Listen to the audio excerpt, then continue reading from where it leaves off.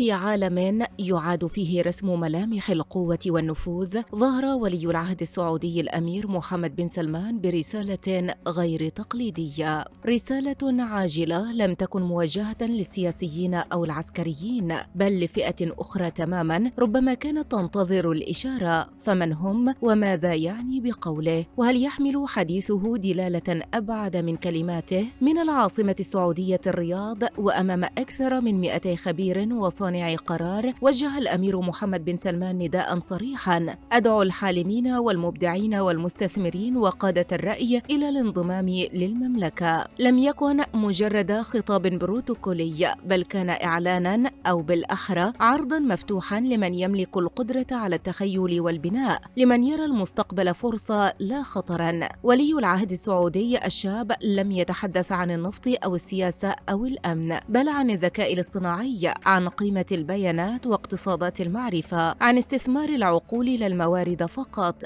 عن بناء المستقبل وليس فقط إصلاح الحاضر. القمة العالمية للذكاء الاصطناعي التي استضافتها الرياض لم تكن فعالية رمزية، بل منصة استراتيجية شعارها الذكاء الاصطناعي لخير البشرية، وموضوعها إعادة تشكيل العالم، لكن بأدوات من كود وأرقام وخوارزميات. وفي هذا السياق أعلن الأمير محمد بن سلمان وقتها عن إطلاق الاستراتيجية الوطنية للبيانات والذكاء الاصطناعي، بطموح أن تصبح المملكة نموذجاً عالمياً يحتذى به، ليس مجرد مشاركة بل قيادة. العام الذي كشف كل شيء، قال فيه ولي العهد الشاب إن إمكانية الذكاء الاصطناعي في المملكة تم اختبارها بدقة بالغة، وفي وقت كشفت فيه بعض الأزمات الصحية النماذج التقليدية. ثورة ابن سلمان تحدثت عن كيف احتاجت الدول لمن يفهم البيانات أكثر ممن يملك القوة العسكرية، وكيف أصبحت الخوارزميات أداة للنجاة من اكتشاف الأدوية إلى توجيه سلاسل الإمداد وحتى اتخاذ القرارات السياسية.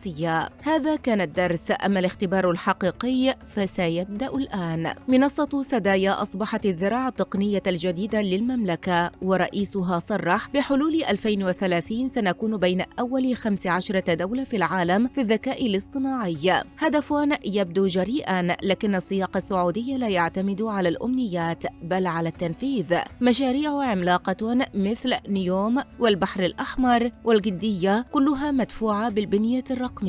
البيانات هي النفط الجديد، والسعودية لا تريد فقط تكريره بل تصديره. لكن الرسالة الحقيقية لم تكن موجهة فقط للحاضرين في القاعة حينها، بل للعالم بأسره. فحين يدعو محمد بن سلمان الحالمين للانضمام، فهو يعيد رسم صورة المملكة في الوعي العالمي، ليست مجرد دولة نفط بل مختبرا للمستقبل، ليست وجهة مال بل وجهة فكر. فهل يقصد الأمير محمد بن سلمان ما قال؟ نعم، وربما كان يقصد وقتها أكثر مما قال، لأن المملكة كما يبدو لم تعد تنتظر المستقبل بل تقوده. إذا كنت ممن يحملون فكرة أو حلما أو مشروعا، فقد وصلتك الرسالة. الوقت بدأ، والبوابة اسمها السعودية.